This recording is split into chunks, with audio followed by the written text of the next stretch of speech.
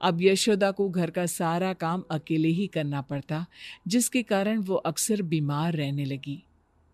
यशोदा, तुमसे कितनी बार कहा है, ज्यादा काम मत किया करो। लो, हो गई ना फिर से तुम्हारी तबीयत खराब। अब मैं घर का काम नहीं करूंगी तो और कौन करेगा? कंचन भी नहीं है। मेरी बेटी ने आज तक कभी मुझे कोई काम नहीं करने दिया, जिसके कारण अब मेरा शरीर काम का ज्यादा भार सहन ही नहीं कर पाता। क्यों ना हम राहुल की शादी करवा दें? बहू आएगी तो तुम्हारी भी थोड़ी बहुत मदद हो जाएगी। हाँ, ये अच्छा आइडिया है।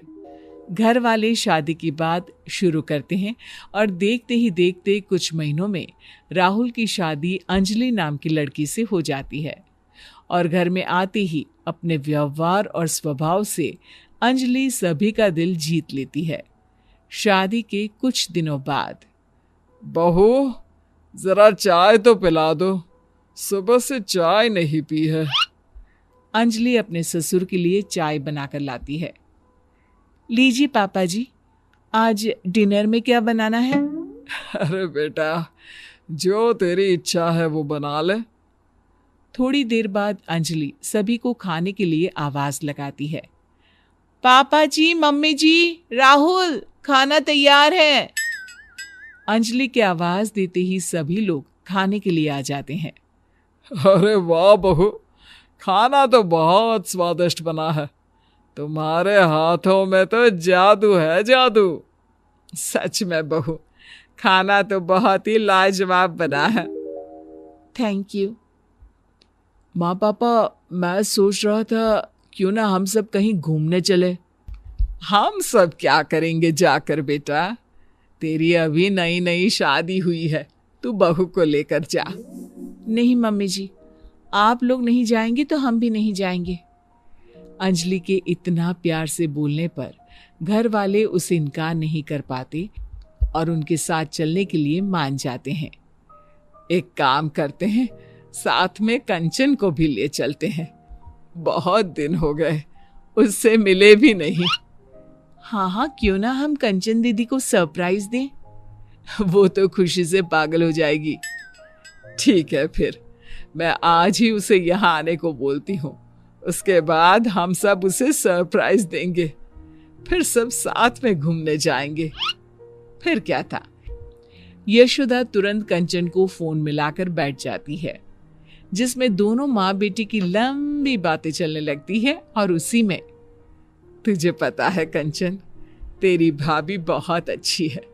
जरूर पिछले जन्म में मैंने कोई अच्छे कर्म किए होंगे जो मुझे अंजलि जैसी बहू मिली है। अपनी माँ के मुंह से किसी और की इतनी तारीफें सुनने के बाद कंचन को अपनी भाभी से जलन होने लगती है। माँ, आपको नहीं लगता आप कुछ ज्यादा ही बहू की तारीफ कर रही हैं? कहीं भाभी आपके हाथ से फिसल ना जाए। अरे नहीं नहीं बेटा, वो ऐसी नहीं है।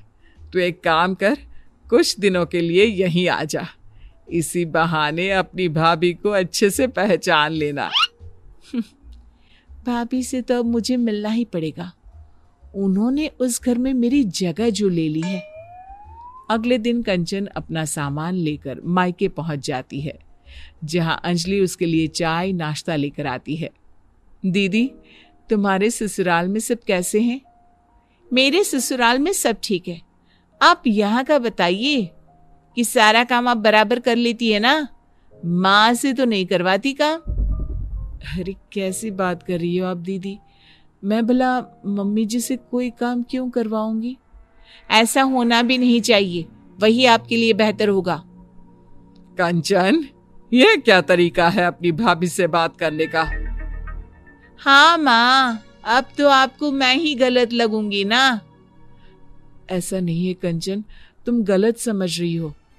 आपसे तो मुझे बात ही नहीं करनी। इतना कहकर कंचन अपने रूम में चली जाती है। अंजलि बेटा, कंचन की बात का बुरा मत मानना, उसका अभी शायद मूड खराब है। कोई बात नहीं मम्मी जी, मुझे उनकी बातों का बुरा नहीं लगा। अगले दिन अंजलि रसोई में खाना बना रही होती है, तभी वहां कंचन आ जाती है। भाभी आप रहने दीजिए, आज खाना मैं बना देती हूँ। अरे नहीं नहीं दीदी, आप मेहमान हो, कुछ दिन आराम करने का मौका मिला है, मैं आपसे काम नहीं करवा सकती। मैं मेहमान नहीं, बेटी हूं इस घर की। आप जाकर बैठिए, मैं खाना बना देती हूँ। कंचन की जिद के आगे झुकते हुए अंजलि वहां से चली जाती है। थोड़ी देर में कंचन का खाना बनकर तैयार भी हो जाता है। आ जाइए सभी, मैंने खाना बना दिया है। कंचन की आवाज सुनकर सभी लोग आ जाते हैं और खाना शुरू करते हैं। आज बड़े दिनों बाद तुम्हारे हाथ का खाना खाकर मजा आ गया बेटा। मैं तेरे खाने को बहुत मिस करता था सच में, आज तो मजा ही आ गया।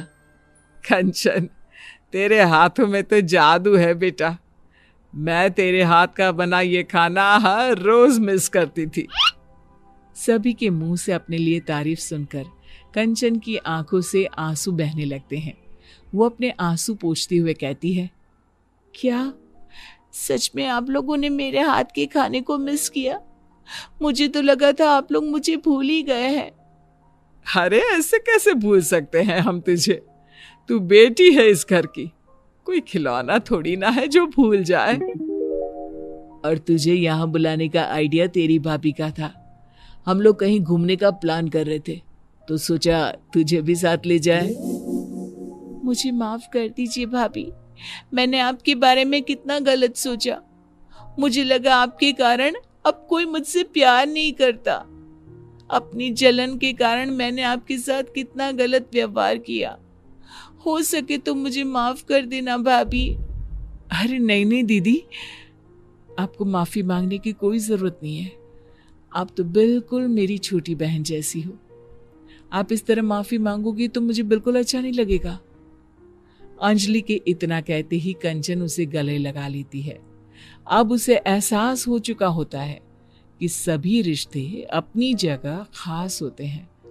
कुछ नए रिश्तों के जुड़ जाने से पुराने रिश्तों का प्यार कभी खत्म नहीं होता, ना ही जीवन में कभी कोई किसी की जगह ले सकता।